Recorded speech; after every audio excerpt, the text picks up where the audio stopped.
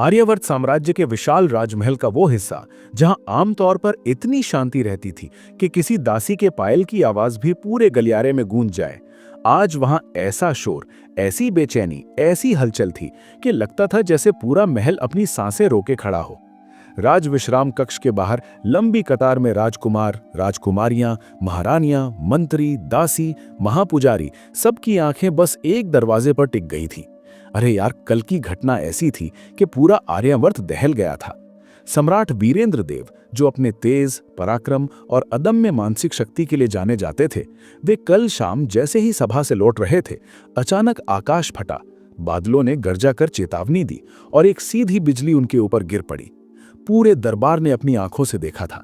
किसी ने सुना नहीं, किसी ने बताया नहीं, सब साक्षी थे। दैवी प्रकोप, अपशगुन, और वो भी सम्राट पर। अरे, आर्यावर्त में बिजली का गिरना कोई मामूली बात नहीं। लोग मानते हैं कि बिजली ऊपर की अदालत का फैसला होती है। ऊपर वालों को अगर किसी का चाल चरित्र पसंद ना आए तो बस एक झन्नाटेदार बिजली और खत्म। अब सम्राट पर बिजली गिरे तो सबके दिमाग में यही घूम रहा था, ये किस बात का इशारा है? कहीं आर्यावर्त की किस्मत पर प्रहार तो नहीं? पर अफसोस, घटना ऐसी जगह पर हुई थी कि उसे छुपाना असंभव था। अभी मंत्री सभा खत्म हुई ही थी। आधे मंत्री महल के बरामदों में खड़े थे, आधे घोड़ों की ओर जा रहे थे, और तभी आसमान चीरकर बिजली सम्राट के ऊपर गिरी। छुपाना? अरे, दर्जनों आंखों ने देखा था। अब 3 दिन हो चुके थे और सम्राट वीरेंद्र देव बेहोश पड़े थे, बिना हिले, बिना बोले। और इस समय विश्राम कक्ष के भीतर सम्राट अपनी स्वर्ण नाग शैया पर बिल्कुल शांत पड़े थे। उनके चेहरे पर वो शाही तेज तो था, पर सुस्ती भी थी, जैसे कोई युद्ध के बाद बहुत थका हुआ योद्धा नींद में चला गया हो। उनके पास बैठी थी महारानी प्रज्ञावती। कठोर चेहरा, कठोर व्यक्तित्व, लेकिन इस वक्त उनके हाथ कांप रहे थे। आंखों के नीचे काले घेरे, माथे पर गहरी चिंता की रेखाएं। पीछे घुटनों के बल बैठे राजवैद्य देवव्रत और अन्य वैद्य, सबके चेहरे पर वही सवाल, सम्राट अब तक जाग क्यों नहीं रहे? महारानी ने आखिरकार बेचैनी में आवाज उठाई, राजवैद्य देवव्रत, कुछ तो कहिए। आप इतने बड़े वैद्य हैं, आपको तो कुछ ना कुछ समझ में आना चाहिए। देवव्रत ने सिर उठाया। माथे पर भ्रम की लकीरें थीं। महारानी, सम्राट की नाड़ी बिल्कुल सामान्य है। शरीर में कोई दोष नहीं, कोई रोग नहीं, कोई चोट नहीं, सब कुछ स्वस्थ। तो फिर जाग क्यों नहीं रहे? महारानी की आवाज अचानक भारी हो गई। उन्हें भीतर से एक भयानक डर ने पकड़ लिया। कहीं बिजली ने इनके मस्तिष्क पर। वो बात कहते कहते रुक गई। अरे, ऐसा मामला उन्होंने इतिहास में कभी सुना तक नहीं था। किसी सम्राट पर बिजली गिरी हो और वो भी जीवित बचा हो। देवव्रत एक अंदर से परेशान थे। नाड़ी एकदम सही, शरीर एकदम सही, पर सम्राट फिर भी जाग क्यों नहीं रहे? उधर सम्राट वीरेंद्र देव अपने भीतर गहरे किसी अंधेरे में फंसे हुए थे। शरीर भारी, जैसे किसी ने लोहे की जंजीरें बांध रखी हों। पर अचानक उन्हें आवाजें सुनाई देने लगी। कई आवाजें, कुछ तो बहुत जानी पहचानी, महारानी की, वैद्य की, राजकुमारियों की। पर बात ये नहीं थी कि आवाजें आ रही थीं। बात ये थी कि इनमें से कोई आवाज जुबान से नहीं निकल रही थी। अरे यार, ये तो सीधे उनके दिमाग में घुस रही थी। हे देव, सम्राट मर न जाएं, पर अगर वे सच में मर गए तो क्या मैं महारानी माता बन पाऊंगी? पर बच्चे को जन्म देना, उफ, कितना दर्द। किस राजकुमार को अपने पक्ष में करना चाहिए? ये महारानी प्रज्ञावती के मन की आवाज थी, पर उनकी जुबान पूरी तरह चुप। सम्राट भीतर से हैरान, अरे, ये तो बोल रही है पर मुंह तो बंद है। ये क्या चक्कर है? फिर राजवैद्य देवव्रत की मन आवाज, सम्राट बिल्कुल ठीक है, मैं क्या करूं? अगर ये मर गए तो महारानी मुझे दोष दे देंगी। मेरे घुटने तो अब साथ भी नहीं देते। अरे, ये लंबा बैठना कितना मुश्किल है। सम्राट। 3 दिन की बेहोशी का बोझ, बिजली का झटका और अब ये अजीब क्षमता।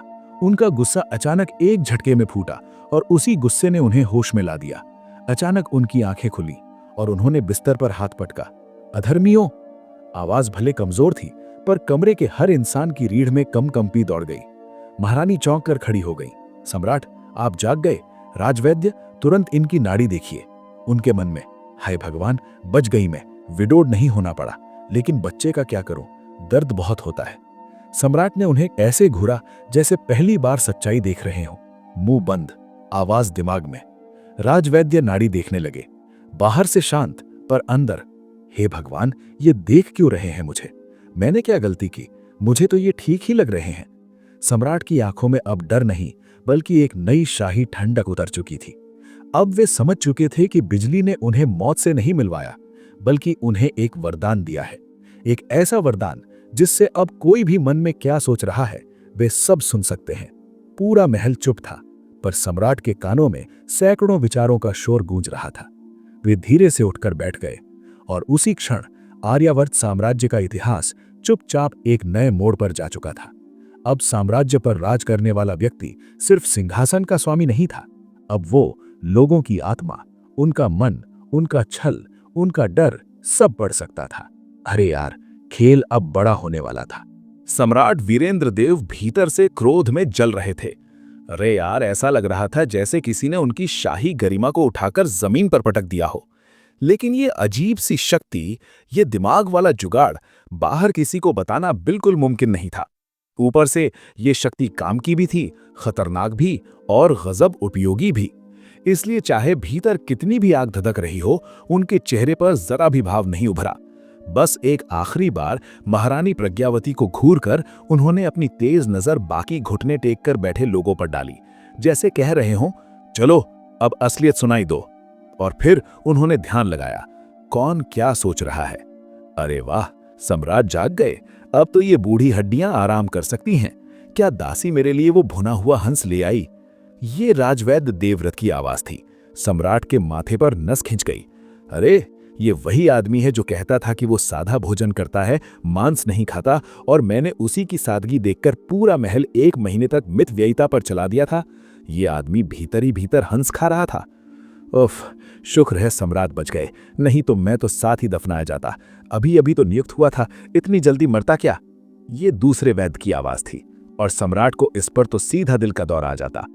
मेरे साथ दफन होना सम्मान है बदमाश, उन्होंने मन में चिल्लाया। वो आदमी तो उन्हें बेहद शांत, बेहद निष्ठावान लगता था, और दिल में सीधा श्राप दे रहा था कि सम्राट मर ही जाए। तभी एक और विचार कानों में आया, इतना जहरीला कि सम्राट का खून खौल उठा। सम्राट सच में जाग गए। अब क्या करूं? पहरेदार लिंग से कहा था कि सम्राट नहीं बचेंगे। मेरा वो अग्रिम पैसा प्रथम राजकुमार को कैसे समझाऊंगा? सम्राट की आंखें फैल गईं। ये कौन हरामी है? कौन है ये गद्दार जो उनके मरने पर सौदा कर रहा था? और प्रथम राजकुमार का नाम इसमें क्यों आया? क्या वो अपने पिता की मौत का इंतजार कर रहा था? अरे, ये सोचकर ही उनकी छाती दर्द करने लगी। उन्होंने गुस्से में पूरी सभा को घूरा। कौन है? किसकी आवाज है? पर इतनी आवाजें, इतना बिखरा हुआ शोर, नई शक्ति पर नियंत्रण नहीं, सिर दर्द से फटने लगा। बस! उनका गरजना कमरे में ऐसा गूंजा कि सब दहशत में कांप गए। राजवैद्य देवव्रत पीछे हटकर तुरंत झुक गए। सम्राट, शांति रखिए। अरे, ये क्यों चिल्ला दिए? मैंने नाड़ी लेते वक्त कुछ गलत तो नहीं कर दिया? कहीं दर्द तो नहीं दिया? और ये सब फिर उनके दिमाग में, और सिर दर्द बढ़ गया। सम्राट ने माथे पर हाथ रखा, पर हाथ पहुंचता उससे पहले महारानी ने उनकी ओर हाथ बढ़ाया। सम्राट, क्या हुआ? दर्द हो रहा है? वैद्य ने देर लगा दी क्या? बाहर इतने मंत्री, ईरानियां सब 2-3 दिन से प्रतीक्षा कर रहे हैं। ये सुनकर सम्राट को अपने राजधर्म याद आ गए। उन्होंने दासों की सहायता से खुद को बैठाया और फिर भीड़ के विचारों के शोर में कमरे को देखा। तुम सब, उन्होंने कहा, पर आगे शब्द फंस गए। इतना शोर, इतनी गंदगी, इतने छल मन में। तभी प्रधान शंखधर, मुख्य खविंद धीरे से आगे आया। सम्राट, कोई आदेश? हे देव, ये सम्राट इतने गुस्से में क्यों है? कहीं बिजली का झटका ऊपर वाले का संकेत तो नहीं? अरे, मुझे तो रानी श्यामा से लिया हुआ वो सोने का तोहफा वापस कर देना चाहिए था। कोई बता ना दे। सम्राट ने उसे ऐसी नजर से देखा कि अगर नजरों से सिर उड़ता हो तो वो वहीं गिर जाता। 20 वर्ष से समर्पित इस आदमी ने भी रिश्वत ले ली थी। सम्राट को डर लगा। डर इस बात का कि अगर ये सब चलता रहा तो वो गुस्से में आधे महल को मरवा ही देंगे, और ये अनुचित होता। बिना प्रमाण दंड देना राजा का रास्ता नहीं। वैसे भी लोग सोचेंगे कि वे बिजली से पागल हो गए हैं। इसलिए उन्होंने खुद को संभाला, गुस्सा भीतर धकेला और गहरी सांस लेकर बोला, सब बाहर जाओ, मैं ठीक हूं। शोर इतना भयानक था कि अदालत में मंत्रियों की बहस भी कम लगती। जैसे ही सबने पीछे हटना शुरू किया, सम्राट ने महसूस किया कि विचारों का शोर कम होने लगा। दरवाजे के पास पहुंचते पहुंचते लगभग सब आवाजें गायब, सिर्फ महारानी की आवाज बाकी। सम्राट चौंक गए। अरे, ये क्या? अब समझ आया, वो केवल पास बैठे लोगों के विचार सुन सकते हैं। और पहला विचार, दरबार का क्या होगा? मंत्री तो दूर बैठते हैं, एक एक करके पास बुलाना पड़ेगा। उन्होंने भौएं सी कोड़ ली। महारानी ने यह देखकर सोचा, हे देव, ये इतना अजीब बर्ताव क्यों कर रहे हैं? कहीं बिजली ने दिमाग तो नहीं बिगाड़ दिया? सम्राट, उन्होंने सांस ली, चेहरे पर शाही भाव लौटाए और पूछा, मैं कितने दिन बेहोश था? महारानी ने धीरे से उत्तर दिया, 3 दिन सम्राट। अगर एक दिन और बीतता तो मैं समझ नहीं पाती क्या करूं। उनकी आंखों में आंसू, चेहरे पर थकान, और देखने वालों को लगे कि अरे, महारानी तो प्रेम में पिघल रही हैं। पर सम्राट मन ही मन हंस पड़े। उन्हें अब वो पहले सुनी बातें याद थीं। विधवा, उत्तराधिकारी कौन होगा, किस राजकुमार से गठजोड़ करूं, ये सब उनके दिल में गहरे चुभा था। किसी समय वे समझते थे कि महारानी प्रज्ञावती सद्गुण की मूर्ति हैं, पर अब सच खुल चुका था। और महारानी, वे उनकी नजर महसूस करके घबरा गईं। सिर झुका लिया, आंसू पोंछ लिए। क्या देख रहे हो? बिना श्रृंगार आए बैठी हूं, वो भी सिर्फ नाटक दिखाने के लिए। कहीं अब ये सोच रहे हो कि मैं कुरूप लग रही हूं? सम्राट वीरेंद्र देव, सबूर। और यहीं से आर्यावर्त का खेल वास्तव में शुरू हुआ। सम्राट वीरेंद्र देव को होश में आए मुश्किल से 15 मिनट हुए थे, और इतने कम समय में वे अपनी महारानी प्रज्ञावती का असली रूप पूरी तरह समझ चुके थे। अरे यार, बाहर से आंसू और भीतर से राजनीति की बड़ी बड़ी मशीनें चल रही थीं। मन में गालियां, योजना, फायदा नुकसान का हिसाब, सब कुछ ऐसा कि किसी भी राजा का विश्वास टूट जाए। अब सम्राट उनके मन की कच्ची बोली और सुनना नहीं चाहते थे, इसलिए उन्होंने सीधे पूछा, इन 3 दिनों में दरबार और हरम में सब ठीक रहा? महारानी ने धीमे से आंसू पोंछे, चेहरा उतना ही मासूम जितना बाहर की दुनिया देखती थी। सब ठीक था सम्राट। हरम की सभी रानियां आपकी चिंता में जागती रहीं, विशेषकर महारानी लीना और पद्मावती। वे आपकी सेवा करना चाहती थीं, पर मैंने सोचा कहीं आपकी नींद न टूट जाए। और दरबार, वो दृश्य इतना अचानक था कि प्रधानमंत्री गोसाई तैमूर और सभी मंत्री महल छोड़कर गए ही नहीं। मैंने बहुत समझाया, पर वे आपकी सेहत की चिंता करते रहे। जैसा कि दिख रहा था वैसा बिल्कुल नहीं था, और सम्राट का ध्यान महारानी के चेहरे पर नहीं, उनके मन की आवाज पर था। वो बूढ़ा गोसाई तैमूर चिंता का ढोंग करता है, बस चाहता है कि सम्राट जल्दी संसार छोड़कर जाए ताकि द्वितीय राजकुमार को गद्दी मिले। धूर्त कहीं का। सम्राट की आंख हल्की सी फड़क गई। अरे, महारानी की भाषा इतनी देसी, इतनी कच्ची, इतनी गली मोहल्ला स्पेशल होगी, उन्होंने कभी सोच भी नहीं था। पर प्रधानमंत्री के बारे में मत बाहरी रूप से सच भी हो सकता था। द्वितीय राजकुमार उसकी बेटी का पुत्र था। सम्राट ने पूछा, सब बाहर प्रतीक्षा कर रहे हैं? महारानी, जी सम्राट, क्या आप उन्हें बुलाना चाहेंगे? हाँ, पहले प्रधानमंत्री और मंत्रीगण को बुलाओ। महारानी बाहर गईं और कुछ क्षण बाद दरबारियों की भीड़ कमरे में ऐसे उमड़ी जैसे किसी बांध का फाटक टूट गया हो। उस भीड़ के प्रवेश करते ही एक तड़कती हुई आवाज सम्राट के दिमाग में गूंजी, धत तेरी की, सम्राट अगर मर ही जाते तो मेरी 3 दिन की सारी योजना काम आती। अब फिर से सब शुरू करना पड़ेगा। सम्राट भीतर से जड़ हो गए। ये कौन है जो उनके मरने पर रणनीति बना रहा था? पर चेहरे पर उतनी ही शाही शांति। मंत्रियों ने झुककर कहा, सम्राट चिरायु हो, पर उनका मन, एक एक का मन सम्राट के कानों में नंगे पांव दौड़ता हुआ चिल्ला रहा था, अरे वाह, अच्छा हुआ सम्राट नहीं मरे। अगर द्वितीय राजकुमार राजा बनता तो गोसाई तैमूर मुझे कच्चा चबा जाता। ये क्या, सम्राट तो ठीक दिख रहे हैं, बिजली से कैसे बच गए? हाय राम, मैंने तो जल्दबाजी में द्वितीय राजकुमार का पक्ष ले लिया था। वापस जाकर मंत्री ललित से बात करनी पड़ेगी। 16 मंत्री थे और लगभग आधे चाहते थे कि सम्राट मर जाए ताकि सिंहासन का खेल आसान हो जाए। सम्राट के भीतर ज्वालामुखी फूट पड़ा। उन्होंने इन लोगों को सम्मान दिया, उनके कुलों को ऊपर उठाया, और ये सब उसी के अंतिम संस्कार की तैयारी में थे। फिर भी उन्होंने अपना क्रोध चेहरे पर नहीं आने दिया। सभी मंत्री अभी तक झुके थे और मन में सोच रहे थे, सम्राट को क्या हुआ, उठने को क्यों नहीं कह रहे? क्या फिर से बेहोश हो गए? सम्राट वीरेंद्र देव, उन्होंने हल्की कमजोरी भरी आवाज में कहा, सब खड़े हो जाओ। आवाज थोड़ा कमजोर थी और उसी क्षण, अरे, सम्राट की आवाज में ताकत कम है क्या? हालत फिर से बिगड़ रही है। बिजली ने दिमाग खराब तो नहीं कर दिया? जड़ी बूटियां दे क्या? सम्राट मन में बोले, अरे बस करो भाई। तभी प्रधानमंत्री गोसाई तैमूर आगे आया, चेहरा उतना ही वफादार जितना कोई मूर्ति। सम्राट, आपकी तबीयत कैसी है? हम सब आपकी चिंता में थे।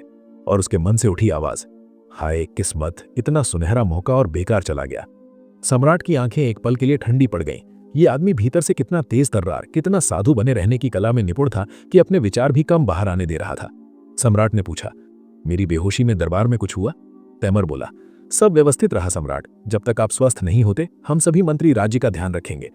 बाहर से ये वाक्य वफादारी के पत्थर जैसे थे, पर सम्राट को भीतर का सच सुनाई दे गया था, और वो सच इतना जहरीला था कि कोई सामान्य राजा इसी पल सजाएं सुना देता। फिर सम्राट ने एक एक मंत्री से छोटे प्रश्न किए, कुछ खास नहीं, बस मन की सच्चाई निकालने के लिए। किसी के मन में डर था, किसी में गुस्सा, किसी में लालच, किसी में अवसरवाद, और ये सब अब सम्राट के कानों के भीतर खुली किताब बन चुके थे।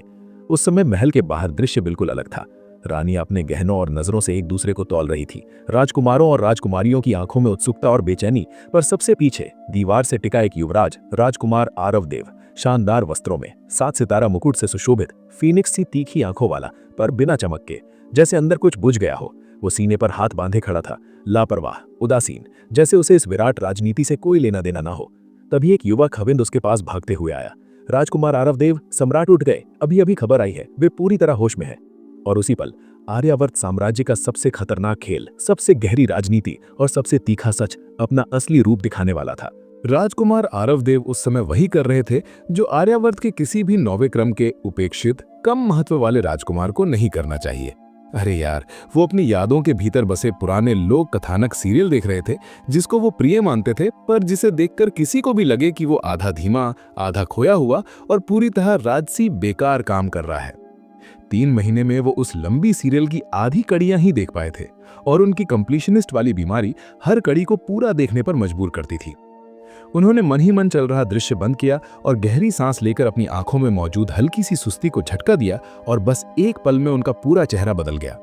अभी कुछ सेकंड पहले जो लड़का दीवार से टेक लगाकर दुनिया से कटा हुआ लगा रहा था, वो अचानक अपने वस्त्र ठीक करके, केश संवार कर और कंधे सीधे करके एकदम राजसी, संजीदा और शाही आभा वाले आर्यावर्त राजकुमार में बदल गया, जैसे 2 अलग लोग हों।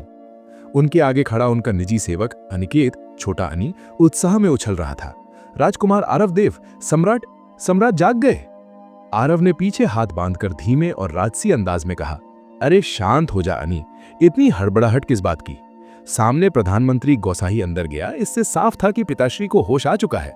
अगली बार यूं दिमाग हिला के मत भागना, फिजूल की अफवाहें सुनने वाले नौकर ऐसे ही हड़बड़ी में फंसते हैं। अनी 15 वर्षीय, पतना, भोला चेहरे वाला, पर दिल से आरव का सबसे बड़ा भक्त था। वो बचपन से आरव के साथ था। 4 साल का आरव और 6 साल का अनिकेत। अब 11 साल बीत चुके थे, पर अनी की समझ, खैर, वो आज भी थोड़ी टेढ़ी थी। उसने दुखी चेहरे से पूछा, महाराज, आप फिर मुझे मूर्ख बोल रहे हैं क्या? सामान्य परिस्थितियों में किसी भी राजकुमार का सेवक ऐसा सवाल करता तो उसी वक्त 2 चांटे और 3 महीने की सजा मिल चुकी होती। लेकिन आरवदेव की आंखों में हल्की सी मुस्कान उतर आई। नहीं रे अनी, तू मूर्ख नहीं है, बस चिंता मत किया कर। अगर तू ही इधर उधर भटक कर किसी मुसीबत में फंस गया तो तेरे बिना मैं क्या करूंगा? ये सुनते ही अनी के चेहरे की उदासी उड़ गई, जैसे किसी ने बटन दबाकर उसका मूड बदल दिया। राजकुमार, चिंता न कीजिए, मैं बहुत समझदार हूं, मैं कोई गलती नहीं करूंगा। आरव ने सोचा, हाँ, बस इतनी समझदारी बची रहे यही काफी है। वैसे भी आरव उससे कोई कठिन काम करवाते नहीं थे। तभी आरव ने महल के विशाल द्वार की ओर देखा। वहां दूर तक रानियों की पंक्तियां, राजकुमारों के दल, सैनिकों की कतारें और नौकरों का समुद्र पसरा था, पर उनकी ओर से एक भी आवाज नहीं सुनाई दे रही थी। उन्होंने अनी से पूछा, अभी वहां जाकर तूने क्या सुना? अनी ने बड़े गर्व से कहा, कुछ भी नहीं। आरव, उन्होंने आंखें बंद कर ली। अरे यार, यही तो समस्या है, कुछ भी नहीं सुना और फिर भागता हुआ मेरे पास यह बताने आया कि कुछ भी नहीं सुना। तो लौटकर क्यों आया? अनी ने मासूमियत से कहा, राजकुमार, मैं तो एक छोटा सा सेवक हूं, कोई मुझ पर ध्यान नहीं देगा। 8वें राजकुमार को तीसरी राजकुमारी बुलाकर ले गई थी और आप विचारों में खोए थे। अगर कुछ होता तो आपको कौन बताता, इसलिए मैं आया। आरव का गुस्सा तुरंत पिघल गया। अरे, कितना भोलापन है इस बच्चे में। और उनकी अंदरूनी झुंझलाहट उसी पल गायब हो गई। वैसे अगर कोई और उनकी कहानी देखने की तंद्रा तोड़ देता तो आज उसकी खैर नहीं थी। यही सोचकर वे अचानक मुस्कुराए। ओह, बिजली! पिताश्री पर बिजली गिरी थी। क्या वो लकवे में चले गए हैं, या उनका शरीर सुन्न है, या कहीं दिमाग? तभी अनी ने झुककर फुसफुसाते हुए कहा, राजकुमार, ऐसे बोलोगे तो हमारी गर्दनें उतर जाएंगी। आरव सीधा खड़े हुए, गला खखार कर हुए, हाँ ठीक है। उन्होंने आसपास देखा, कोई सुन तो नहीं रहा। अनी उनका वस्त्र ठीक करते बोला, राजकुमार, आपको वहां जाना चाहिए जहां बाकी राजकुमार खड़े हैं। अगर अभी सम्राट ने बुला लिया और आप नहीं मिले तो महारानी श्यामा फिर शिकायत करेंगी। हाय देवा, वो महिला! आरव ने मन ही मन कहा। महारानी श्यामा, द्वितीय राजकुमार की मां, जो अपने बेटे को सिंहासन पर देखने के लिए पूरी दुनिया से लड़ सकती थी और छोटे राजकुमारों जैसे आरव के लिए परेशानी की जड़ थी। चलो अनी, 8वें भाई को ढूंढते हैं। थोड़ी देर बाद वे राजकुमारों की भीड़ में पहुंचे, जहां 8वें राजकुमार कुशल देव अपनी बहन तीसरी राजकुमारी जिंगना देवी के साथ खड़े थे। जिंगना छोटी, गुड़िया जैसी और बेहद प्यारी थी, और दोनों भाई बहन आपस में धीरे बात कर रहे थे। आरव देव ने पास जाकर कहा, कुशल भाई, जिंगना।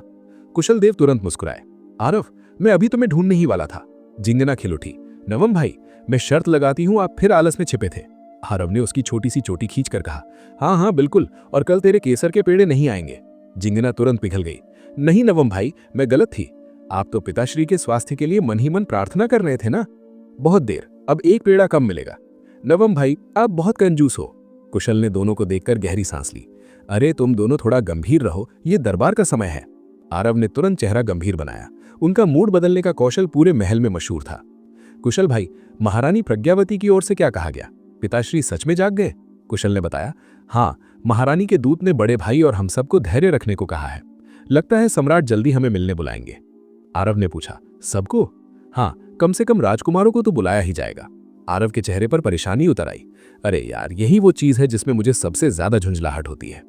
उन्हें सम्राट से मिलने में डर नहीं लगता था, बस वो पूरा भारी, थकाऊ, आदाब, प्रणाम, नियम, कायदे, आचार व्यवहार की रट। अरे भाई, क्या ही भारी भरकम माहौल होता है। और समस्त राजकुमारों में शायद यही एक ऐसा था जो सोचता था कि महल में रहना एक बोझ है, सम्मान कम और सिरदर्द ज्यादा। 15 वर्षों में वे पूरे साम्राज्य के सम्राट को 5 बार भी नहीं मिले थे। जिस दिन उनकी मां का देहांत हुआ, उसी दिन आरव महल की निगरानी से बाहर ही हो गए थे। किसी ने उन्हें विशेष महत्व नहीं दिया क्योंकि उनकी मां का कोई बड़ा कुल नहीं था। वे महल की एक साधारण महारानी थी। इसलिए आरव हमेशा परछाइयों में रहे, एकदम शांत, एकदम अलग, एकदम कम ध्यान खींचने वाले। और हर बार जब उन्हें बुलाया जाता तो वही पाठ, सीधा खड़े रहो, इतना झुको, इतना बोलो, इतना मत बोलो, इतना धीमे मत बोलो, इतना तेज मत बोलो, सिर उठाओ, सिर नीचे करो, गलत उत्तर दिया तो दंड मिलेगा। और आरव मन ही मन, अरे यार, कितना थकाऊ जीवन है। इसी बीच दूर से महल के भीतर से एक तेज आवाज आई, एक खविंद चिल्लाते हुए, सभी राजकुमार, सम्राट वीरेंद्र देव दर्शन देंगे, सम्राट आपको अभी बुला रहे हैं। और आरव देव ने अपनी सांस रोकी, क्योंकि अब उन्हें नहीं पता था कि पिताश्री के भीतर कौन सी नई शक्ति जाग चुकी है, और वो शक्ति क्या उनके जीवन को उलटने वाली है। राजकुमार आरव देव आर्यवर्त साम्राज्य के नवम राजकुमार थे, पर ये सच पूरी तरह नहीं था, क्योंकि उनकी आत्मा इस जन्म से पहले एक अलग दुनिया जी चुकी थी। पिछले जन्म में वे बस एक साधारण से दफ्तर कर्मी थे, जिसके सपने भी रोज की नौकरी और बॉस की फटकार में कुचल गए थे। और जब वे आर्यवर्त के इस महल में जागे, राजकुमार बने और 15 साल की उम्र तक पहुंचते पहुंचते उन्होंने जिस चीज के लिए देवताओं को सबसे ज्यादा धन्यवाद दिया, वो था उनके दिमाग में मौजूद जादुई पट्टिका। जैसे किसी पुराने जीवन की याद, पर जादू की तरह चलने वाला ज्ञान पट, जिसमें वे कहानियां, नाटक, चित्रकथाएं वो सब देख सकते थे, जिनसे उनका मनोरंजन तंग दुनिया में उनका दिमाग चलता रहे। ना कोई तामझाम चाहिए, ना महल की राजनीति। आरव की दुनिया बस यही थी, जितना हो सके चुप रहो, फालतू काम मत करो और जीवन का आनंद लो। आरव के लिए जीवन परफेक्ट था, एक राजा तो नहीं, पर राजकुमार, वो भी ऐसा जिसका किसी को कोई खास ध्यान ही नहीं। उन्हें कभी खाने पीने, वस्त्र, सेवकों की कमी नहीं हुई। उनके पास अपना कमरा, अपना छोटा सा संसार और सारी शांति थी जिसकी एक आलसी आत्मा को जरूरत होती है। और राजगद्दी, अरे यार, 8 बड़े भाई ऊपर बैठे हैं, कौन पागल है जो 9वें नंबर पर गद्दी की लड़ाई में अपना सिर तुड़वाएगा। बस नाम का राजकुमार रहना ही सही था। कुर्सी एक है, लड़ने वाले 9। आरवदेव साफ सोच रखते थे, भाई मैं सम्राट नहीं बनना चाहता, बल्कि इतना चाहता हूं कि बड़े होकर राजकुमार से राज नरपुत्र बन जाऊं, कुछ जमीन मिल जाए और मैं आर्यावर्त घूमता रहूं। ना कोई झंझट, ना कोई अदालत, ना राजनीति। और इस सोच में वे इतने दृढ़ थे कि पूरी किशोरावस्था बस इसी एक लक्ष्य पर बिता दी, मैं कम दिखाई दूं, कम बोलूं, कम उलझूं और शांति से जीवन जियो। तीसरी राजकुमारी जिंगना देवी से विदा लेकर आरव देव और उनके सबसे करीबी भाई 8वें राजकुमार कुशल देव राजकुमारों की पंक्ति में आकर खड़े हो गए। वहां दर्जन भर राजकुमार अपने अपने सेवकों संग खड़े थे, कई लंबे, कई तगड़े, कई घमंडी, कई गंभीर। बड़े भाइयों ने पीठ भी नहीं घुमाई, क्योंकि आरव देव उनके लिए महल का हवा जैसा किरदार थे, रहते हैं पर दिखाई नहीं देते। बस 7वें राजकुमार युद्धवीर देव ने नजर घुमाई। युद्धवीर देव अपने रूप, अपनी मां की शक्ति और अपने तीखे स्वभाव के लिए प्रसिद्ध। उसने बाएं से घूर कर कहा, तुम दोनों को घूमने फिरने का बड़ा शौक है ना? इतना कहकर उसने फिर से नजर घुमा ली। किस ओर इशारा था, किस बात की चुभन थी, कोई नहीं जानता। आरव ने कुशल को कोहनी मारी, भाई इसका जवाब तू ही दे, मुझे इससे बात करने में घबराहट होती है। कुशल देव ने आंखें घुमाई पर आगे बढ़कर बोला, 7वें भाई, हम तो बस जिंगना देवी को देखने गए थे, कोई विशेष बात नहीं। युद्धवीर देव ने कोई प्रत्युत्तर नहीं दिया, जैसे सामने कोई भिक्षुक खड़ा हो। कुशल पीछे आकर आरव के पास खड़ा हो गया और दोनों चुप हो गए।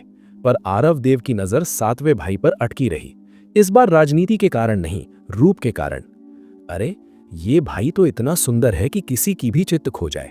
चेहरे की बनावट इतनी कोमल और आंखें इतनी धारदार कि कोई मंत्र पढ़ ले तो निश्चित रूप से प्रेम जाल में फंस जाए। आरव देव के लिए सुंदरता कला थी और युद्धवीर देव कला का उत्कृष्ट नमूना। कुछ क्षण बाद उन्होंने मन ही मन क्लिक कर दिया, ठीक है भाई, देखने का कोटा पूरा, फिर बाद में देखेंगे। वे वापस अपने मानसिक पटवे खोने को थे कि उनके बाजू में से कुशल देव ने उन्हें हल्के से झटका। नीचे देखना बंद करो, महल का दरवाजा खुल रहा है। आरव ने मन पट्टिका बंद की और सिर उठाकर देखा। अंदर से मंत्रीगण निकल रहे थे। उनके कदम थोड़े भारी लगे, जैसे किसी ने उन्हें डांटा हो। आरव की भौं अट गई। अच्छा, ये हुए पिताश्री की बिजली वाली गाज के असली शिकार। तभी महल के मुख्य खविंद ली चंद्र राजकुमारों की ओर बढ़े। कुशल ने तुरंत फुसफुसाकर कहा, ली चंद्र आ रहे हैं, पिताश्री ने हमें बुलाया होगा। इस बार अलसाना मत, पिछली बार तो तुम सच में सो गए थे। आरव मन ही मन, अरे भगवान कितना बोलते हो भाई, पर बाहर बोले, हाँ हाँ ठीक है, मैं अभी गंभीर बन जाता हूं। ली चंद्र आगे पहुंचे, चेहरे पर आधी मुस्कान आधा तनाव। सम्राट वीरेंद्र देव राजकुमारों को भीतर बुला रहे हैं। ध्यान रहे, सम्राट अभी जागे हैं, मनःस्थिति स्थिर नहीं है, किसी प्रकार की देरी उचित नहीं। सबने प्रणाम किया। प्रथम राजकुमार अग्रधरदेव आगे बढ़े। हम अभी उपस्थित होते हैं। और राजकुमारों की पंक्ति शाही अनुशासन की तरह आगे बढ़ने लगी। अंतिम में था आरव देव।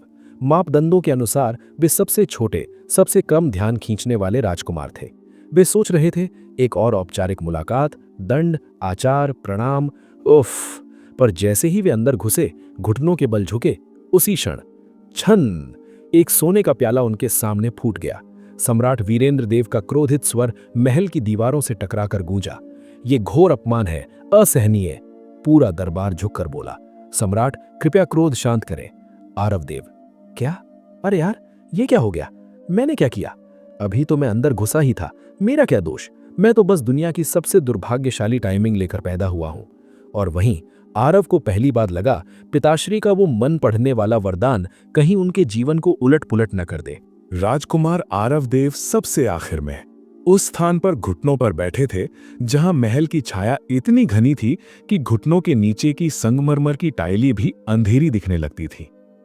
इतने पीछे कि अगर कोई पूछे नवम राजकुमार कहाँ है, तो सामने खड़े राजकुमारों की भीड़ को 2 कदम बाएं, 1 कदम दाएं और एक सिर नीचे करके देखना पड़ता। और इतने पीछे कि सम्राट वीरेंद्र देव भले ही सबके मन पढ़ सकते हों, लेकिन उनके भीतर छुपे हुए आरव देव के विचारों तक हवा भी पहुंचने से पहले थक जाए। लेकिन सामने की लंबी कतार में बैठे उनके बड़े भाइयों की सोच, अरे यार, वो तो जैसे सम्राट के कानों में सीधे घुस कर नाच रही थी। सबसे पहले खड़े थे प्रथम राजकुमार अग्रधर देव, लंबे तेज नयन और हर समय राजनीति की चिंताएं माथे पर लिए हुए। उनके मन में विचार ऐसे घूम रहे थे जैसे कोई न्यायालय का वकील थकान में भी केस जीतने की तैयारी कर रहा हो। पिताश्री इतने क्रोधित क्यों है? क्या प्रधानमंत्री गौसाई तैमर ने मेरे विरुद्ध कुछ कहा? वो बूढ़ा चालबाज मुझे नीचा दिखाने का कोई अवसर नहीं छोड़ता। फिर थे द्वितीय राजकुमार सुयशदेव, महारानी श्याना के पुत्र। हे देव, कहीं माँ और मामा की योजना पकड़ी तो नहीं गई? नहीं, अगर पकड़ी जाती तो अभी तक पूरे दरबार पर वज्रपात हो चुका होता। फिर पिताश्री इतने भड़के क्यों? तृतीय राजकुमार वेदांत देव, जो कम बोलते थे पर मन में सबसे ज्यादा चालें चलते थे। राजकोष विभाग पहले भाई के साथ, प्रधानमंत्री दूसरे भाई के साथ। दोनों के लोग पिछले दिनों बहुत हरकतें कर रहे थे। कोई ना कोई जरूर चुगली कर आया है। चतुर्थ राजकुमार ना सीधे दिमाग के ना उल्टे। ये सब पहले और दूसरे भाई की वजह से ही हुआ है, मैं दावे से कहता हूं। पंचम राजकुमार महल में सबसे ज्यादा कर्म से पिसने वाले। हाय भगवान, मैं फिर बीच का चारा बनूंगा। मेरा तो जन्म ही पिसने के लिए हुआ है। फिर आता है मास्टरपीस, षष्ठ राजकुमार। बहुत भूख लगी है, दाई जी ने खीर बनाई होगी क्या? सातवां राजकुमार युद्धवीर देव, जो दिखने में देवता और स्वभाव में छिपा हुआ नाग लगता था। सब मूर्खों की मंडली है, ठीक हुआ, डरने दो। और अब महल की सबसे बड़ी शोर मशीन, आठवां राजकुमार कुशल देव, जिसके मन की गति घोड़े से भी तेज और दिशा हवा से भी अनिश्चित थी। हे देवगण, इस बार कौन सा दंड मिलेगा? बस ये मत हो कि फिर से धर्म ग्रंथ लिखवाएं। मेरी लिखावट खराब है, हाथ दुखता है। और वो नवम भाई क्या कर रहा है? फिर खो गया क्या? मैं तो डूब गया। सम्राट वीरेंद्र देव सबके मनों की आवाज सुन रहे थे, पर आठवें बेटे का मन? वो तो मन नहीं, पुराण पाठ की लाइव रिकॉर्डिंग था। उन्होंने आंखें सिकोड़ कर देखा और भारी आवाज में कहा, कुशल देव। कुशल देव का दिल एकदम से ऐंठन खाकर पेट में गिर गया। अरे मैंने क्या कर दिया? हे देवता, मैं याद भी नहीं। सम्राट ने उसे इशारा किया, आगे आओ। आरव देव पीछे बैठा ये देखकर थोड़ा खुश भी हुआ। ओह, भाई की किस्मत चमक गई लगती है। चलो, एक तो हमारे परिवार में किसी की तरक्की हो रही है। और उन्होंने मन में ताली बजाई। शाबाश कुशल भाई, आगे बढ़ो। पर हकीकत में कुशल देव आगे बढ़ते हुए ऐसे दिख रहे थे जैसे कोई मेमना बाघ की गुफा में घुस रहा हो। उनके कदम एक एक करके डर से कांप रहे थे। महल में गहरा सन्नाटा छा गया, इतना कि चूहे की पूंछ फर्श पर फिसल जाती तो वो भी सुनाई देता। सम्राट ने उनकी ओर देखा, गहरी नजरें, जैसे किसी की आत्मा का वजन तौल रहे हो। उन्होंने सोचा, ठीक है, ये लड़का अंदर से सीधा है, विचार बिखरे हैं पर दिल साफ है, बुरा नहीं। फिर उन्होंने पूछा, कौन से ग्रंथ पढ़ रहे हो? आचार्य ने क्या पाठ दिया था?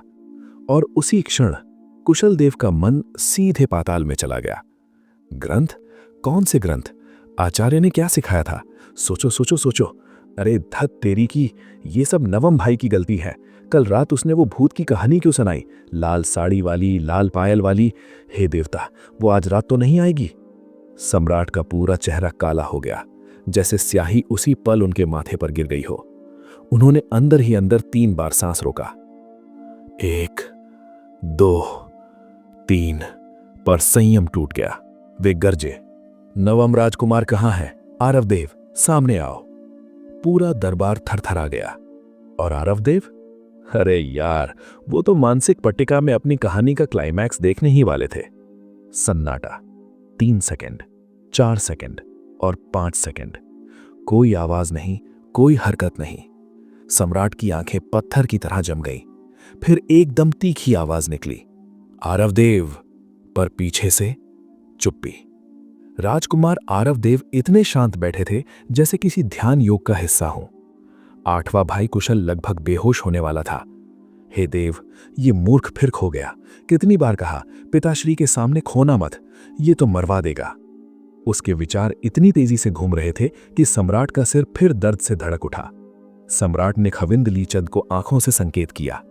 लीचंद बिना आवाज किए चले, पहले राजकुमार से आगे, फिर दूसरे से, फिर तीसरे, फिर चौथे, 5वें, 6ठे, 7वें और फिर 8वें के पास से गुजरकर सबसे पीछे आरव देव के सामने रुक गए। उन्होंने धीरे से कहा, नवम राजकुमार, सम्राट आपको बुला रहे हैं। और उसी क्षण आरव देव की मानसिक पट्टिका में कहानी का चरम दृश्य चल रहा था। वे हंसने ही वाले थे कि अचानक इतनी मुलायम पर इतनी खतरनाक आवाज कान में गूंजी कि उनका पूरा शरीर झटके से उठ गया। आरव ने सोचा, अरे यार, अब तो पक्का गया काम। और ठीक इसी जगह से सम्राट और नवम पुत्र का असली खेल शुरू होने वाला था। राजकुमार आरव देव उस पल जिस स्थिति में थे, उसे देखकर कोई भी कह दे, भाई ये तो वही सीन है जब क्लास में चोरी छिपे कहानी पढ़ते पकड़े जाओ और मास्टर जी नाम लेकर खड़ा कर दें। और सच में उनका दिल बिल्कुल उसी स्कूल छात्र की तरह धक धक कर रहा था। कमजोरी, हाँ, पसीना थोड़ा सा, डर उतना नहीं जितना एक आम व्यक्ति होता, पर अरे यार ये क्या हो गया वाला झटका भरपूर। आरव अपने मानसिक पट्टिका वाले मनोरंजन को आधे सेकंड में बंद कर चुके थे, इतनी तेजी से कि अगर किसी ने देखा होता तो कहता, भाई ये तो जन्मजात आलसी नहीं, जन्मजात जादूगर है। लेकिन फिर उनकी निगाह एकदम जम गई। मुख्य खविंद लीचंद्र उनकी बगल में खड़े थे। वही लीचंद्र जो जब नरम मुस्कान देता है तो 2 बातें साफ होती हैं, या तो वो बहुत खुश है या फिर मौत का पैगाम लेकर आया है। और आरव देव की किस्मत को देखते हुए विकल्प नंबर 2 ज्यादा मजबूत था। लीचंद्र ने हल्के स्वर में कहा, नवम राजकुमार, सम्राट आपको आगे बुला रहे हैं। अरे यार, आरव का पूरा दिमाग उसी पल बुझ गया। ऐसा लगा जैसे कमरे में आग जल रही थी और वो अकेला पानी की बूंद लेकर खड़ा हो। वो इतने सालों से महल में अदृश्य मोड में घूमते थे, कभी किसी की आंख पर चढ़े नहीं, न किसी की पसंद बने न किसी की नापसंद, बस देखो और निकल जाओ, ऐसा था उनका जीवन आदर्श। पर आज अचानक सम्राट ने उन्हें सीधे सामने बुला लिया। दिल कह रहा था भाग, दिमाग कह रहा था रुक, और शरीर कह रहा था चलो भैया, ऊपर वाला जाने क्या होगा। वो उठे, एक राजकुमार जैसे उठता है, धीरे सावधानी से, और उस अंदाज में जैसे घुटनों के नीचे सारा संसार रखा हो। जैसे ही खड़े हुए, राजकुमारों की भीड़ में हल्की खुसुर फुसुर सी पैदा हुई, क्योंकि अब दिख रहा था आरव कई बड़े भाइयों से थोड़े लंबे, कंधों में सीधापन और चलने में एक अजीब सा शाही सुकून लिए थे। सम्राट वीरेंद्र देव ने जब उन्हें उठते देखा, उनकी आंखों में एक पल का सवाल चमका, ये सच में मेरा बेटा है? क्योंकि यादें कहती थी नवम राजकुमार मतलब नजरों से दूर रहने वाला शांत सा लड़का। अपडेटेड रियलिटी कह रही थी नवम राजकुमार काफी सुंदर, काफी लंबे और अजीब सी शांत आभा वाला युवक। और तभी सम्राट के कानों में एक अनसुनी अजीब विचित्र आवाज तैर कर आई, अगर मुझ पर बिजली गिरे तो मैं आराम करता, इस उम्र में इतना काम। अरे अचानक मृत्यु क्या होती है, कोई बताए, और मुझे वो प्रीव्यू पूरा देखने दो भाई। सम्राट वीरेंद्र देव। उनके मन में दो ही प्रश्न थे, एक, ये आवाज किसने मारी, दो, प्रीव्यू क्या होता है आखिर। उस पल उन्हें साफ पता चल गया, ये आवाज आरव देव की है और ये बच्चा किसी और ही दुनिया की बातें सोच रहा है। आरव आगे बढ़े, 3 कदम दूर खड़े हुए और प्रणाम करके बोले, सम्राट पिताश्री, आपकी तबीयत की चिंता में मन विचलित हो गया था, आदेश सुन न पाया, कृपया क्रोध शांत करें। उनकी आवाज इतनी साफ, इतनी मासूम थी कि 8वां राजकुमार कुशल देव मन में बोला, अगर मैं इसे न जानता होता तो सच में मान जाता कि यह मासूम है। सम्राट ने थोड़ा झुककर आरव को देखा, फिर पूछा, अच्छा तो जब मैं बेहोश था तुम क्या कर रहे थे? आरव दिमाग में, अब क्या बोलूं कि दासों को मिठाई दिखाकर बेवकूफ बनाया, कि छुप छुप कर कहानी पट्टिका देखता रहा, कि नाटक और उपन्यास बिंज किए? नहीं, कुछ तो संस्कारी बोल बेवकूफ। और फिर उन्होंने शांति से कहा, सम्राट पिताश्री, आपकी बीमारी से हम सब चिंतित थे। मैं अध्ययन कक्ष में अध्ययन करता रहा, बाकी समय महल में शांति से रहा। सम्राट। उनके कानों में आरव की असली सोच फिर गूंजी, वैसे भी मैं आपके 8 बेटों के बीच का 9वां राजकुमार हूं, मेरी बारी कहां आती है सिंहासन की? राजा बनना सबसे झंझट वाला काम है, मैं तो बस आराम चाहता हूं। सम्राट की आंखें सिकुड़ गई, ये लड़का राजगद्दी नहीं चाहता और ये बात बहुत असामान्य थी। फिर सम्राट ने अचानक पूछा, सुना है तुम और कुशल देव एक दूसरे से बहुत जुड़े हो, बताओ पढ़ाई में कौन श्रेष्ठ है, आरव और कुशल? क्या? आरव के मन में, अरे यार ये वही सवाल है जो चाचा चाची पूछते हैं, होमवर्क किया? ये क्या टाइम है भाई। कुशल के मन में, अब क्या बोलूं, अगर सच बता दूं तो दोनों की फेर नहीं। पर आरव देव आगे आए, सम्राट पिताश्री, मैं बुद्धि में साधारण हूं, कुशल देव मुझसे श्रेष्ठ है। और फिर उन्होंने एक बेहद मासूम, थोड़ा दुखी, थोड़ा शर्माया हुआ चेहरा बनाया, इतना जेन्युइन कि सम्राट को भी 2 सेकंड लगे समझने में। सम्राट के मन में आवाज आई, चलो भाई, इससे कुशल को फायदा होगा, मुझे भी आराम मिलेगा, दोनों खुश। और यहीं सम्राट पूरी तरह चौंक गए, ये लड़का खुद को पीछे रखकर अपने भाई को आगे कर रहा है।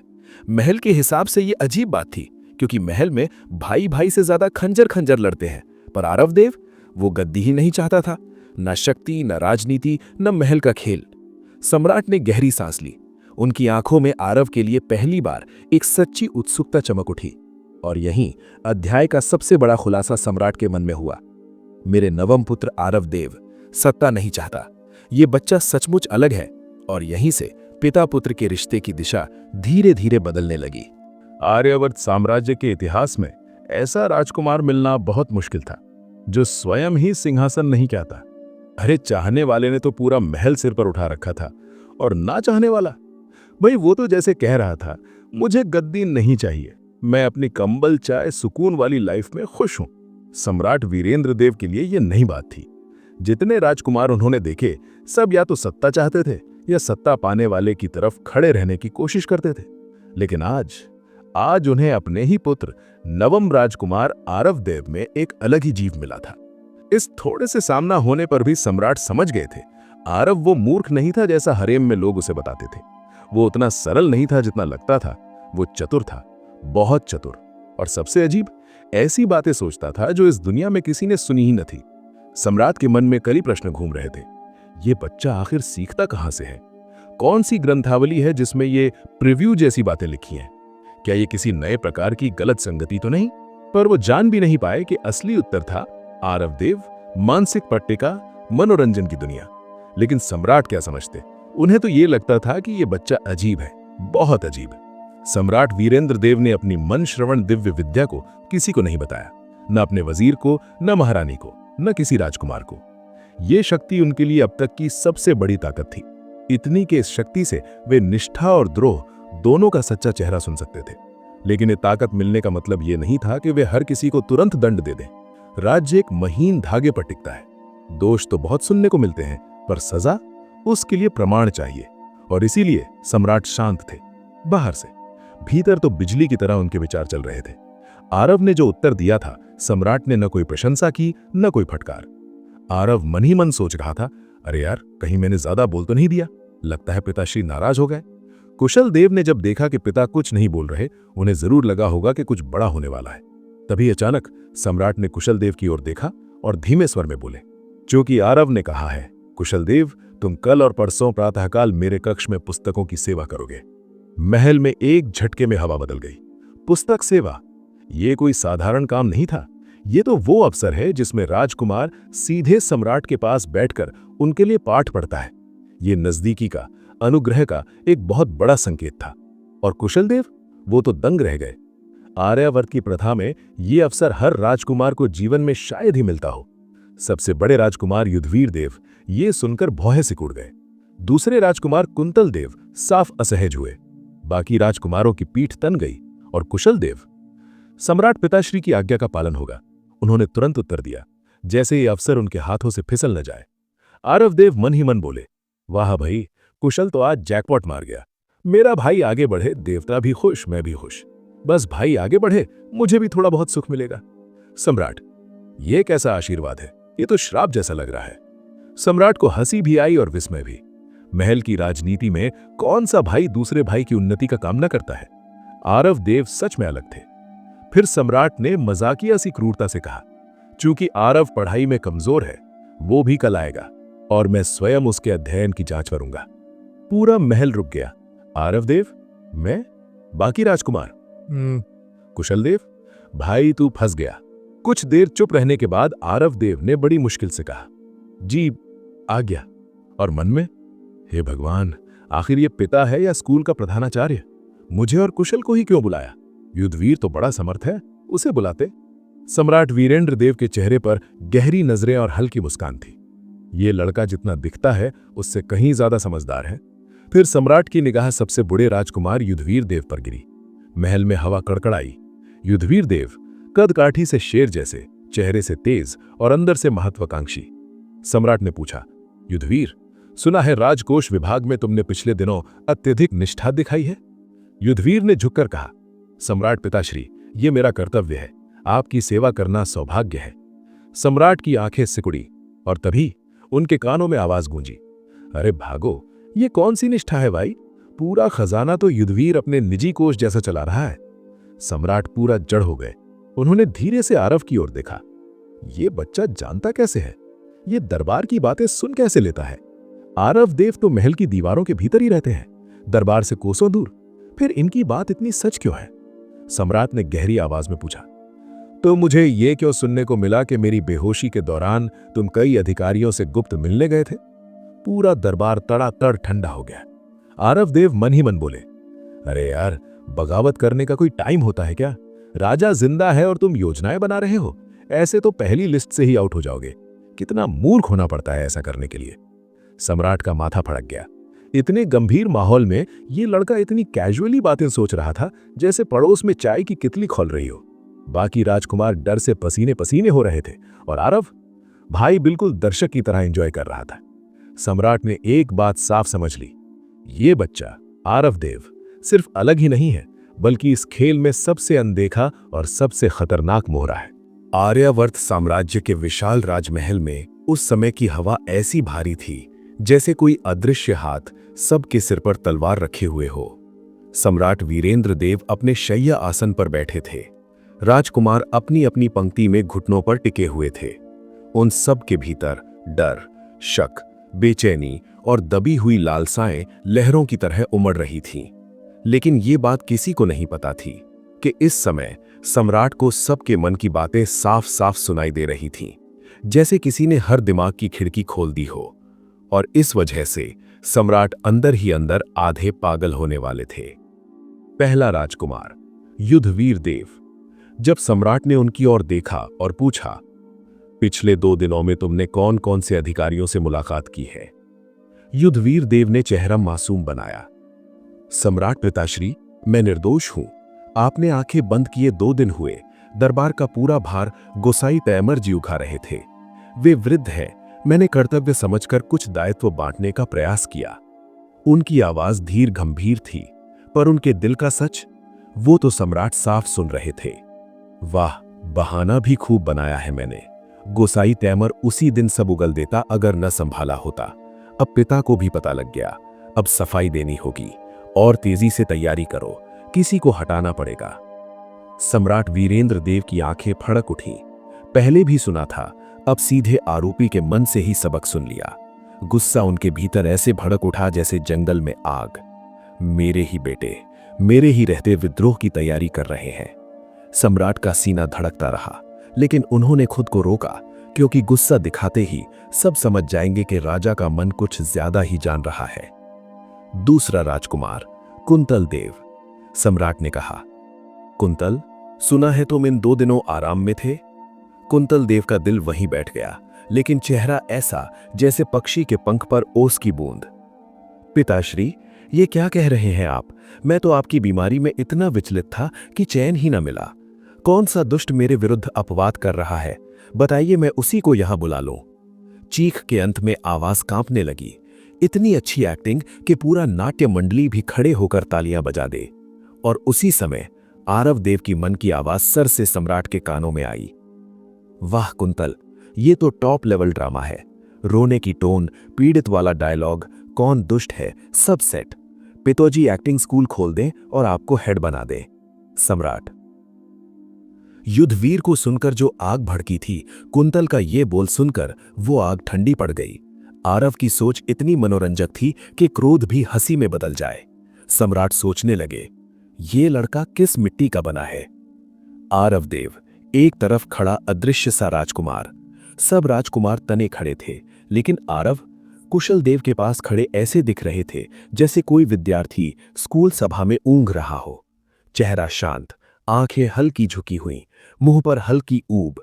मन में सोचें, अरे भाई, ये सब तो सीरियल से भी बढ़िया ड्रामा है।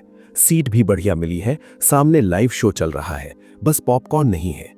पर आज वो अपनी कहानी पट्टिका नहीं खोल रहे थे, क्योंकि सुबह सम्राट ने उन्हें डांटा था। और आरव भले ही अक्कड़ थे, पर मूर्ख नहीं, फिर गलती नहीं करते। वो सावधान थे, पर मन में चल रहा था, पिताजी मेरी तरफ देख क्यों रहे हैं? क्या मेरी बारी आने वाली है? कृपया एक बार कुशल को डांट लो, मुझे क्यों? मैं सबसे छोटा हूं भाई, मुझे बख्शो। सम्राट ने यह सुनकर मन ही मन कहा, यह लड़का पूरा ही अलग किस्म का नमूना है। और तभी अचानक सम्राट ने कहा, सब चले जाएं। आरव। बाकी राजकुमारों ने राहत की सांस ली। न सजा, न इनाम, बस प्रश्न और भारी हवा। सब धीरे धीरे बाहर गए। महल का वातावरण सब शक में। पहला और दूसरा राजकुमार बाहर आते ही एक दूसरे को घूरने लगे। दोनों के दिमाग में एक ही बात, पिता को इतनी जानकारी किसने दी? लेकिन दोनों तुरंत खुद ही उत्तर दे बैठे, मेरे आदमी तो कभी नहीं करेंगे। राजमहल में हर राजकुमार के पास अलग अलग दास और जासूस होते हैं। सब अपने अपने लोग संभालते हैं। सबको पता होता है कौन किसको रिपोर्ट देता है। इसलिए दोनों आश्वस्त थे। किसी ने सीधे को नहीं की। दोनों को लगता था किसी मंत्री ने संकेत दिया होगा। सीधे आरोप की हिम्मत तो किसी में नहीं। लेकिन उन्हें क्या पता था, सम्राट ने उनके मन में झांक लिया था। सम्राट अकेले, सन्नाटा और भारीपन। सब जाने के बाद महल ऐसा शांत हुआ जैसे किसी ने सैकड़ों दिए बुझा दिए हो। सम्राट वीरेंद्र देव पलंग से टिककर धीरे धीरे आंखें बंद कर लेते हैं। सिर के भीतर भारी गुंजन, हजारों विचारों का शोर। फिर एक युवा दास अंदर आया। सम्राट, महारानी प्रज्ञावती प्रतीक्षा कर रही हैं। पूछ रही हैं, क्या आप हरेम की अन्य रानियों से भी मिलना चाहेंगे? ली चंद्र ने एक तिरछी निगाह सम्राट की ओर डाली। सम्राट अभी अभी जागे हैं। अगर अभी हरेम बुलाया तो पूरा महल सिर पर उठा लेंगे। बेहतर होगा आराम कर ले। सम्राट ने तुरंत आंखें खोली, ली चंद्र को घूरा और फिर बोले, महारानी से कहो मैं ठीक हूं, बाकी सब अपने कक्षों में लौट जाएं। वो सचमुच नहीं झेल सकते थे और लोगों की आवाजें। उनके नए मन श्रवण वरदान ने उनके दिमाग में असंख्य द्वार खोल दिए थे। हर आवाज, हर विचार उनके भीतर बिजली बनकर गिरता था। और अब वे साफ देख सकते थे कौन वफादार है और कौन द्रोही। और ये समझना किसी भी सम्राट के लिए सबसे खतरनाक बात होती है। महल से बाहर आते ही पूरा वातावरण ऐसे कांप रहा था जैसे अभी अभी किसी ने आकाश से बिजली उतारकर सबके सिर पर रख दी हो। सबसे बड़े 2 राजकुमार युद्धवीर देव और कुंतल देव इतनी तेजी से चले कि उनका राजसी रौब भी साथ नहीं दे पाया। दोनों की चाल में एक अजीब सी घबराहट थी, ना तलवार हाथ में, न शेर जैसी दहाड़। बस दो ऐसे आदमी जिन्हें अभी अभी पिता ने मन ही मन विद्रोही घोषित कर दिया हो। पर बाहर से दोनों बिल्कुल शांत, संयत, दंभ वाला चेहरा लिए हुए। कदमों की जल्दी, चेहरों की गंभीरता, सबका मिश्रण बताता था आज रात इन भाइयों की पेशानी पर नींद नहीं आने वाली। आरव देव ने उन्हें देखते हुए देखा और मन में बोला, अरे यार, अब तो ये दोनों हमें ही टारगेट करेंगे। कहेंगे, देखो देखो, नवम और अष्टम को तो पिता ने डांटा भी नहीं। सत्ता ना मिले तो जलन मुफ्त मिलती है। लेकिन तभी कुशल देव ने अपनी बहन जिंगान की दिशा में देखा। उनकी आंखों में नरमी थी, जैसी सिर्फ उनके अपने लोग समझते थे। वो बोले, नवम भाई, तुम चलो, मैं जिंगान से बात करके आता हूं। आरव ने बिना सोच कह दिया, ठीक है कुशल भाई, मैं भोजन तैयार करवाता हूं, जल्दी वापस आ जाना। कुशल ने किया और चला गया। राजकुमारों का सत्य महलों में भी परछाइयां होती हैं। आर्यावर्त साम्राज्य में किसी भी राजकुमार को अपना अलग महल तभी मिलता है जब वो 16 का हो जाता है।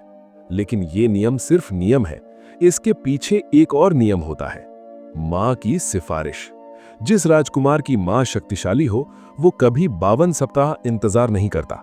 जिसकी मां ना हो वो सालों खड़ा रहता है लाइन में। आरव देव 15 के थे, कुशल देव 16 के। फिर भी वो अपनी जायदाद नहीं पा सके क्योंकि उनके लिए बोलने वाली कोई मां नहीं थी। इसलिए वे पश्चिमी तृतीय प्रकोष्ठ में रहते थे, जहां कभी कई राजकुमार रहते थे। अब सिर्फ 2 कमरे ही रोशन होते थे, कुशल देव का और आरव देव का। बाकी सब तो पहले ही अपने अपने महलों में जा चुके थे। यहां दोनों का जीवन इतना शांत था जैसे 2 भटके हुए साधु महल की गलियों में अपना ठिकाना ढूंढकर चुपचाप ध्यान कर रहे हों। आरव देव का छोटा सा संसार। आरव का भवन छोटा था, इतना छोटा कि अगर किसी उच्चाधिकारी की पत्नी देख ले तो कह दे, हे राम, ये भी कोई राजकुमार का निवास हुआ। आंगन में एक बांस की बनी झूल कुर्सी थी, जिस पर आरव देव ने अपने आप को ऐसे फेंका जैसे दुनिया में सबसे ज्यादा मेहनत उन्होंने ही की हो। कुर्सी में हल्की चर्र चर्र की आवाज आई। आवाज इतनी पुरानी थी जैसे ये कुर्सी उनके जन्म से भी बड़ी हो।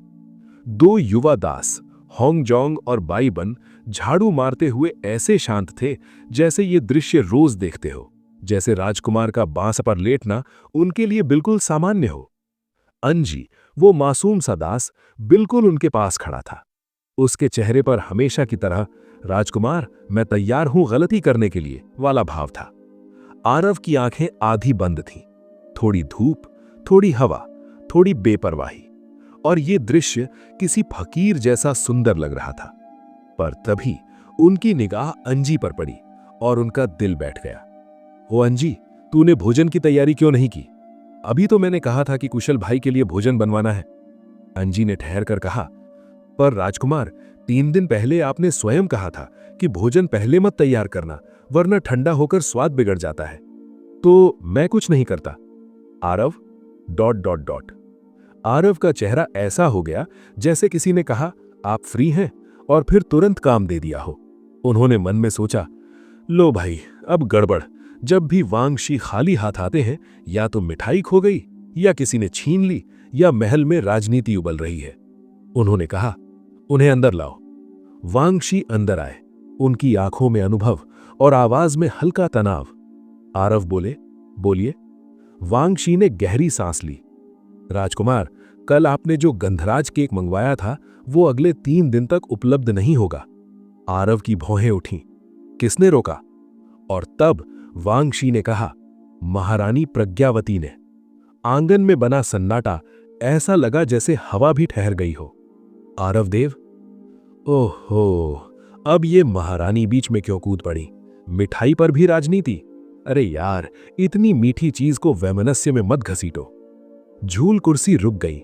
आरव के हाथ से बीज गिर पड़ा।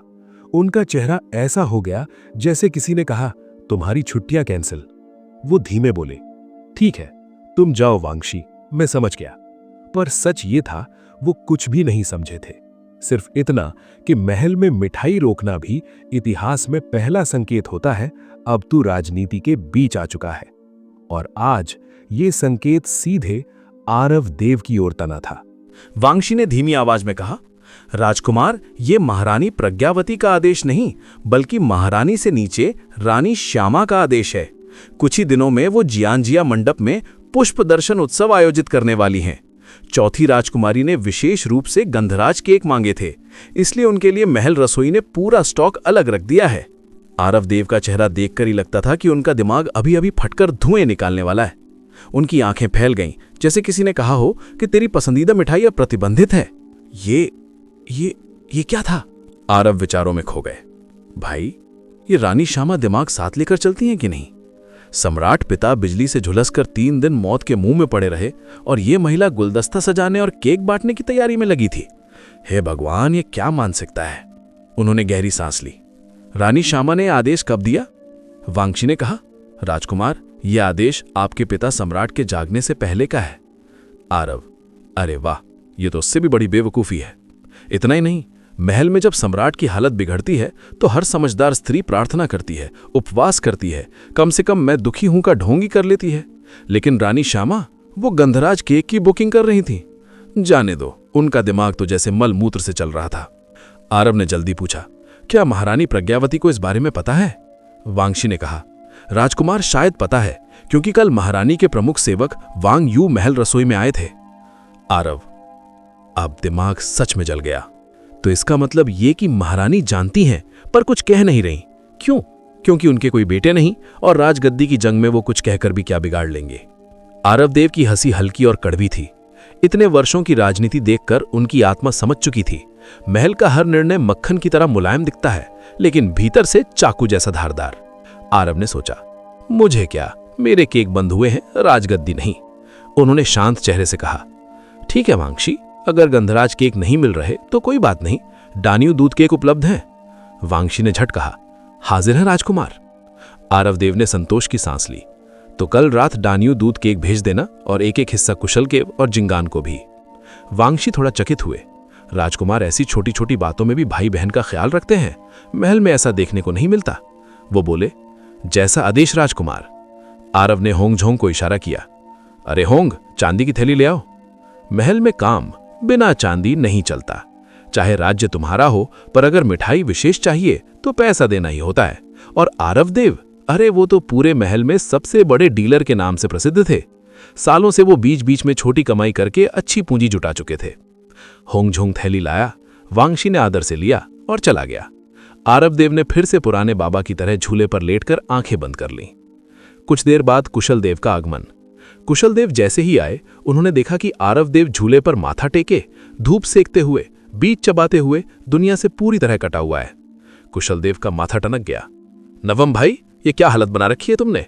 कल पिता सम्राट तुम्हारी पढ़ाई जांचेंगे और तुम यहां सोफे पर मरघट की तरह पसरे पड़े हो। तुम सच में पागल कर दोगे मुझे। उन्होंने गुस्से में सामने रखी ठंडी चाय एक ही घूंट में पी ली। आरव देव का सीना कांप उठा। अरे यार कुशल भाई, बस कीजिए, बस मैं पढ़ने जा रहा हूं, अभी इसी वक्त। कुशल देव, उनका चेहरा वही था जो मां अपने बिगड़े हुए बच्चे को देखती है। तू बड़ा सिरदर्द है। आरव मुस्कुराए। कुशल ने फिर कहा, आज पिता का व्यवहार अजीब था। कुछ भाइयों को फटकार लगाई, कुछ को नजरअंदाज किया, पर हमारे ऊपर नजर ज्यादा रही। मुझे समझ नहीं आ रहा ये सब क्या है। आरव देव ने बीच चबाते हुए कहा, हम क्यों दिमाग खपाएं? सम्राट पिता का दिमाग देवताओं जैसा होता है, कभी भी कुछ भी सोच लेते हैं। तुम बस कल के लिए तैयार रहो। कुशल ने पीछे से थप्पड़ मारा। तेरा दिमाग खराब है क्या? ऐसी बातें मत बोला कर, वॉल्स के भी कान होते हैं। आरव, उन्होंने सिर पकड़ लिया। ये मन मां सच में पिटाई नहीं करती है? कुशल ने लंबी सांस ली। ठीक है, बस ध्यान रखना, और हाँ, कल बिल्कुल दिमाग मत भटकाना, वरना सम्राट पिता मुझे भी घसीट लेंगे। कहकर वो चले गए। आरव देव ने थकी आवाज में कहा, हाय राम, कल फिर सम्राट पिता सेवा, बहुत थकाऊ होगा। अगली सुबह सम्राट की शयनगाह की नई सभा। सम्राट के शयनगाह 2 हिस्सों में बटे थे। आगे का प्रकोष्ठ जहां अधिकारी आते और पीछे जहां सम्राट रहते। कुशल देव बहुत सुबह ही आरव को घसीट लाए। चलो, पिता ने बुलाया है। लेकिन सम्राट अभी तैयार नहीं थे, इसलिए दोनों को सह पाठशाला कक्ष में बिठा दिया गया। कमरा किताबों से भरा, सूनी महक और मौन वातावरण। यथाशास्त्र कुशलदेव चारों ओर देखने लगे और आरवदेव, जैसे ही दास चला, आरवदेव ने सोफे जैसी जगह ढूंढी और धम्म से गिर पड़े। अगले ही पल सो गए। कुशलदेव ने पीछे मुड़कर देखा और देख क्या रहे हैं, आरवदेव मुंह खोले